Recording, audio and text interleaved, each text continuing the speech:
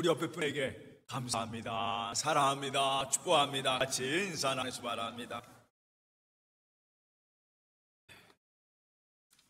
다시 한번 따라합니다. 모든 것이 감사합니다.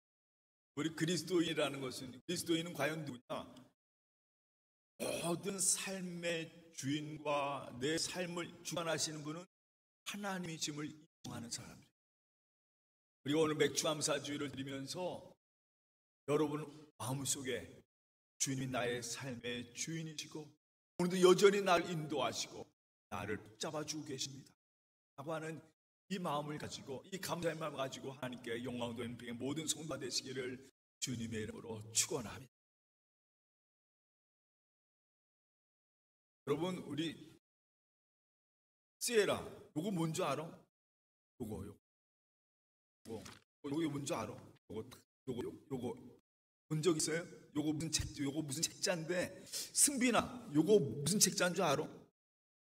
아는 사람 있어요? 요거 무슨 책자인지? 여러분, 우리가 전자기계라든가 물건을 살 때 꼭 딸려 나온 거예요. 은수야, 이거 뭔지 알아? 우리가 전자기계를 사거나 물건을 살 때 설명서. 그래, 사용 설명서. 이게 사용 설명서. 이거 사용 설명. 제가 처음 이민을 왔을 때 그런 적이 있었어요.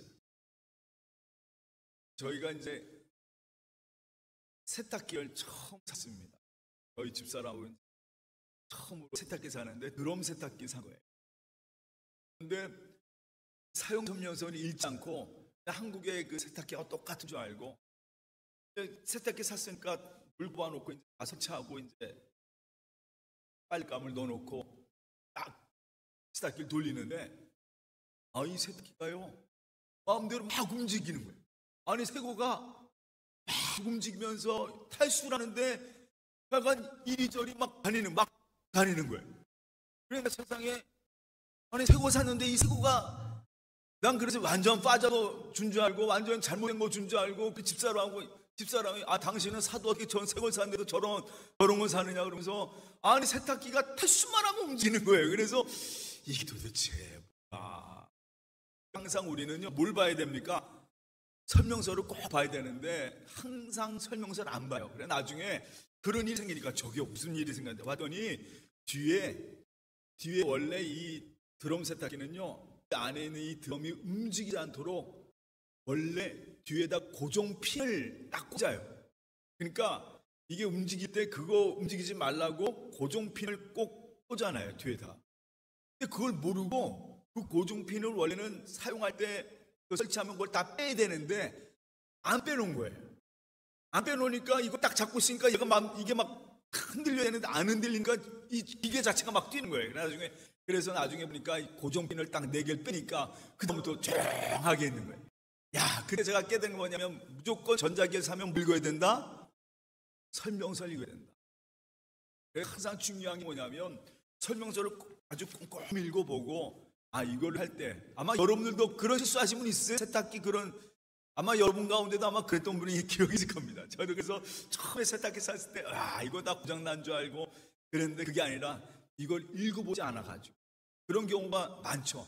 우리 어르신 저도 만약할 때 전자기기 사면 이거 읽어보지 않고 이거 왜 안 되지 하다가 문제가 생기는 경우가 참 많습니다. 그래서 항상 우리가 늘 먼저 제품을 사면 꼭 읽어볼 게 뭐냐면 이 사용 설명서를 읽어봐요. 그래서 이걸 읽어보면서 이걸 이렇게 하는 거구나, 이렇게 하는 작동법을 읽혀야 그거대로 안 하면 문제가 어떻게 해요? 생기는 거죠. 이거는 저도 실수한 게 뭐냐면 그 스피커 같은 경우인데, 그런데 이 스피커에다가 원래 그 스피커에는 절대로 다른 걸 꽂으면 안 되는데 함부로 꽂을 때가 있어요. 인풋인데 아웃처럼 잘못된 걸로 꽂을 때 그 스피커가 고장나는 경우가 생깁니다. 그러니까 항상 우리가 언제나 그 제품에 대해서 잘 읽어야, 먼저 이것이 뭔지를 잘 알아야 그 다음에 그 제품을 올바로 쓸 수 있는 거예요. 사람의 인생도 마찬가지예요. 예배도 마찬가지예요. 다시 따라합니다. 예배도 설명서를 잘 알아요. 그 예배가 참된 예배가 될 수가 있어요. 그러니까 방법이 올바라야 내가 예배 드릴 때 이 예배를 잘 드려야 이 예배가 하나님이 기뻐하시는 예배가 되는데 그렇지 못한 경우가 있다라는 거예요. 그건 뭐냐면 이 사용 설명서를 잘못한 거예요. 잘못 예배 드리다 보니까, 잘못 기도하다 보니까 이 예배가 하나님께 영광 드리는 예배가 아니라 오히려 아무런 의미가 없는 예배가 드리는 그런 경우가 있다라는 거예요. 오늘 맥주감사절을 맞이해서 오늘 참 재미있는 게 하나님이 또 기막히게 또 이 맥주감사절 맞아서 이 사무엘 6장 말씀을 우리에게 주시더라고요. 우리가 사무엘 말씀을 계속 보는데 오늘 6장 이 말씀이 바로 맥주감사절 때 일어난 일이에요. 어떤 일이 일어나냐면 지난주에 제가 말씀드린 것처럼 블레셋 사람들이 베스메스로 젖나는 암소 2마리를 수레를 끌게 해서 하나님의 법궤를 하도 골칫거리니까 그 사람들이 괜히 그걸 가져와가지고 그걸 탈취해가지고 엄청난 고생을 하는 거예요. 많은 사람이 막 그 법궤로 말미암아 죽어가는 거예요. 그래서 이 골칫덩어린 이 블레셋 이 하나님의 법궤를 젖나는 암소 2마리를 이용해서 그 수레를 끌게 해서 베스메스 즉 말해서 이스라엘로 돌려보냅니다. 법궤를 돌려보내요. 그때가 언제였냐면 바로 그 장면을 보니까 우리 여러분 나중에 한번 읽어보세요. 우리 사무엘 6장에 보면은 그때 베스메스 사람들이 일을 추수하고 있습니다. 바로 77절 지금 우리가 드리고 있는 맥주감사절입니다. 일을 추수하고 있을 때 그들이 보니까 웬 암소 2마리가 수레를 끌고 쭉 오는데 그 뒤에 그들이 놀랐어요. 그들이 탈취당한 하나님의 법궤가 그 수레 위에 있는 걸 보고 성경 말씀에 그들이 너무 기뻐가지고 야! 우리가 탈취당했던 하나님의 법궤가 우리에게 돌아오는구나. 그들이 일을 추수하면서 그게 너무나도 감사한 거예요. 그런데 오늘 말씀을요 자세히 보다 보면 이 뭔가 놓치고 있어요. SMS 사람들, 이 사람들이 이스라엘 사람들인데 이 사람들이 그 하나님의 법궤가 그 암소 2마리를 통해서 쭉 들어오고 있는데 이들이 그 들어오는 과정 속에서 뭔가 설명서가 잘못되어 있는 걸 볼 수가 있습니다. 그들이 뭔가 잘못하고 있어요. 오늘 여러분과 한번 그 얘기를 잠깐 나눠보고 원래 베스메스는요 어떤 지역이냐면 이 베스메스는요 한번 읽어보겠습니다. 여호수아서 15장 10절 말씀 다시 보겠습니다. 그 경계선은 다시 바알라에서 서쪽으로 돌아와서 세산에 이르고 여아림 산 곧 그 살론 북쪽 비타리미터 어떻게요? 베스메스로 내려가서 딥나에 이르고 이건 뭐냐면요 이스라엘 백성들이 이스라엘을 가나안 땅을 정복하고 각 지파에다가 그 지역들을 나눠줘서요 땅을 분배했습니다. 그때 이 베스메스는요 유다라고 하는 지파에 속한 지역이 돼요. 그러니까 지금 말해서 우리가 지금 보고 있는 베스메스는요 유다 지파에 소속된 지역이에요. 근데 더 중요한 게 하나 있어요. 그 다음 절 한번 보세요. 그 다음 절 같이 한번 읽어보겠습니다. 여호수아서 1장 13절 말씀 다시 읽어갑니다. 유다와 시므온 지파는 제사장 아론 자손에게 살인자가 피할 도피성인 헤브론과 거기에 딸린 목장과 림나와 거기에 딸린 목장과 앗달과 거기에 딸린 목장과 에스드모아와 거기에 딸린 목장과 홀론과 거기에 딸린 목장과 드빌과 거기에 딸린 목장과 아인과 거기에 딸린 목장과 룻다와 거기에 딸린 목장과 그 다음에 뭐라고 쓰였어요? 베스메스와 거기에 딸린 목장 이렇게 성읍을 주었더라 라고 쓰였어요. 유다 지파에서 자기들에게 파송되어 있는 레위 지파 사람들에게 여기에 좀 9집 성을 줬는데 그 성읍 중에 하나가 어디예요? 베스메스입니다. 그러면 여러분 물어볼게요. 베스메스는 유다 지파의 땅이지만 거기에 사는 사람들은 누구예요? 레위 사람들. 레위 집사람들이 거기에서 추수도 하고 소 키우고 이런 것도 키우면서 살던 지역이 베스메스입니다. 그러니까 베스메스는 유다 지파 지역이지만 우리가 윤을 볼 것은 이 지역에 누가 살고 있었냐? 레위 지파 사람들이 살고 있었다는 걸 아시죠? 그런데 첫 번째, 오늘 이상한 점 하나, 뭔가 이들이 사형설명서를 잘못 읽었다라는 걸 우리가 알 수가 있는 게, 읽지 않았다는 걸 수 있는 게, 베스메스 사람들 레위 사람들이고, 레위 사람들은요 다 따라합니다. 제사, 장, 지파예요. 예배를 드리는 제상 지파란 말이에요. 그러니까 유다 지파에 있으면서 그 땅에 예배를 드리게 하는 지파, 바로 레위 사람들이에요. 그런데 첫 번째, 여러분 제가 주목해 본 거는, 지금 그 젖소 두 마리가 하나님의 법궤를 쭉 오잖아요. 그런데 이 베스메스는 블레셋과의 접경 지역입니다. 항상 밀추수를 때 어떤 문제가 있었냐면, 항상 밀추수를 할 때 늘 이 블레셋 사람들이 늘 베스메스를 침략을 해요. 그래 항상 이 밀수가 가면 그 밀을 빼앗습니다. 이 블레셋 사람들의 약탈적인 근성이에요. 그런데 이번 연도는요 재밌는 게 뭐냐면, 이 블레셋 사람들이 하나님이 너무 무서워서 이 법궤에 자기들이 엄청나게 많은 사람이 죽어나고 너무 두려우니까 이스라엘 쳐들어갈 생각을 못하는 거예요. 원래 요때는 당연히 더 수레와 더 것이 끓으면 당연히 누가 쳐들어오는 거예요? 블레셋 사람들이 쳐들어오는 날이거든요.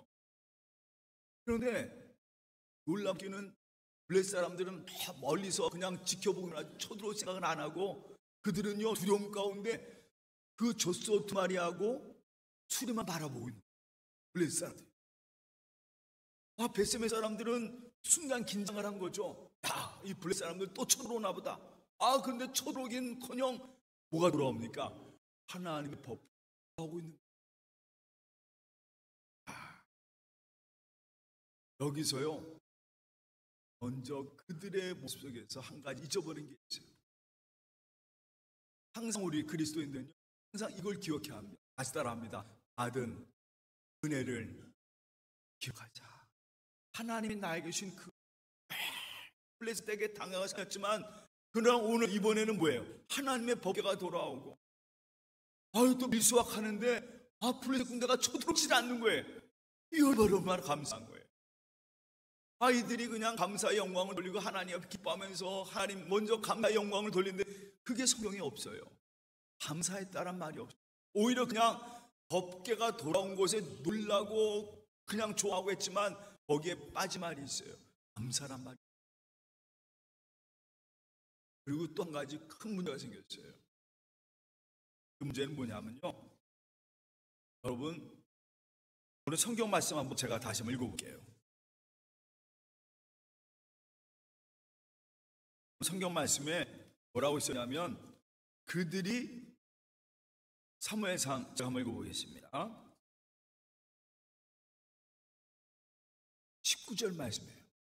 이 베셈 사람들이 어떤 일을 했냐면,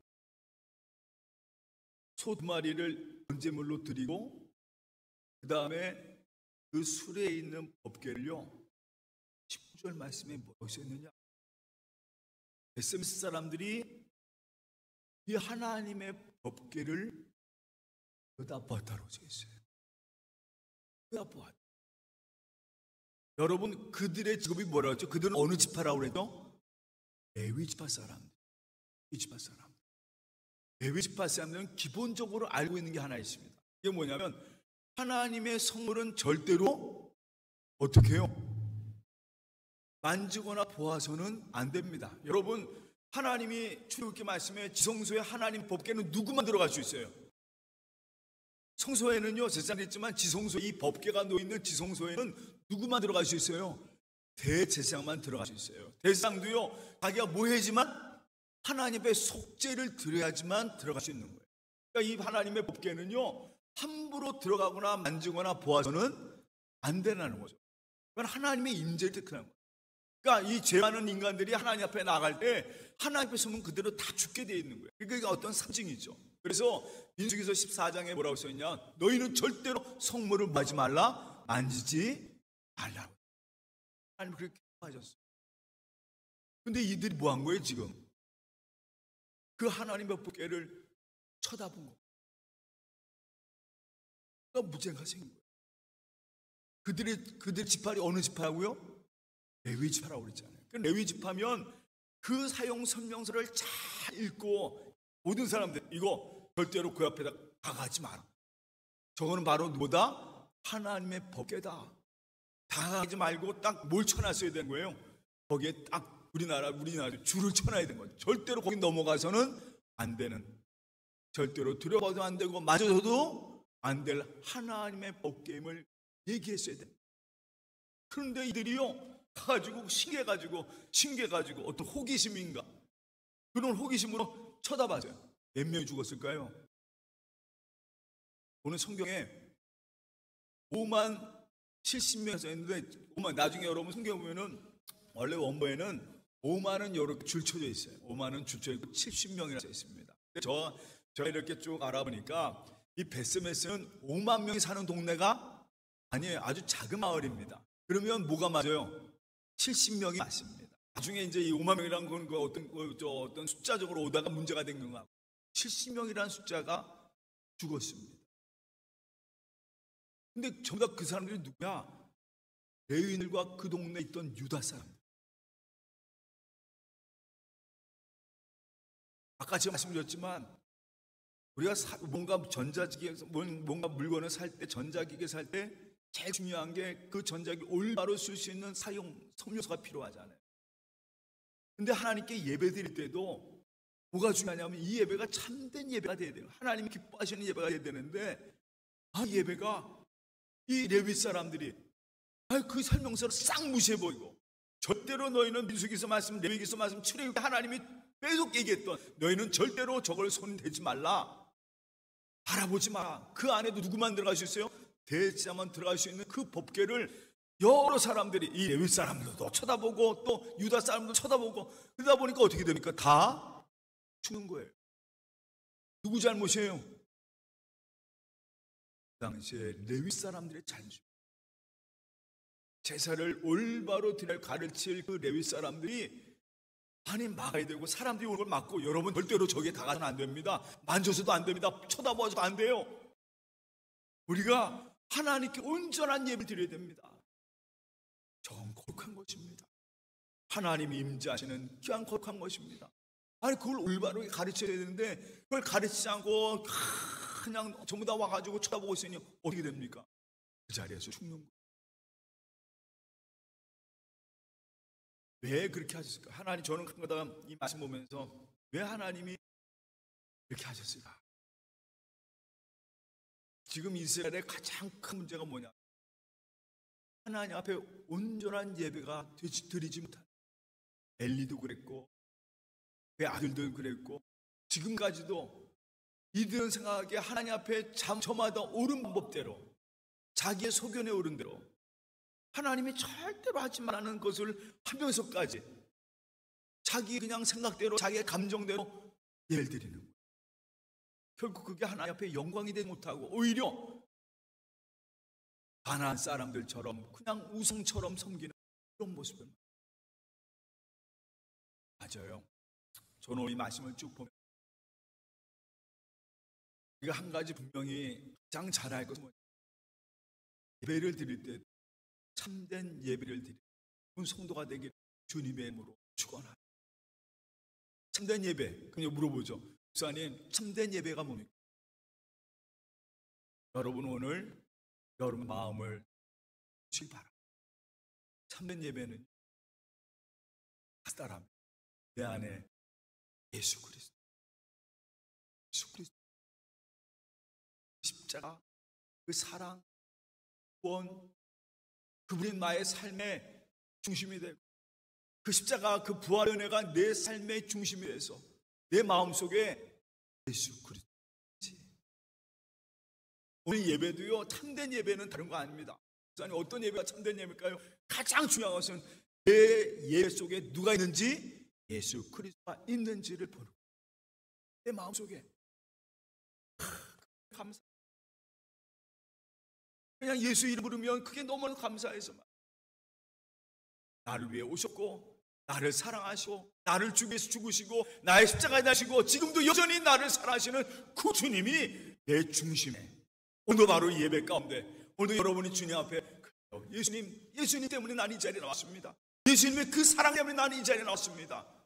나는 바로 예수의 사랑.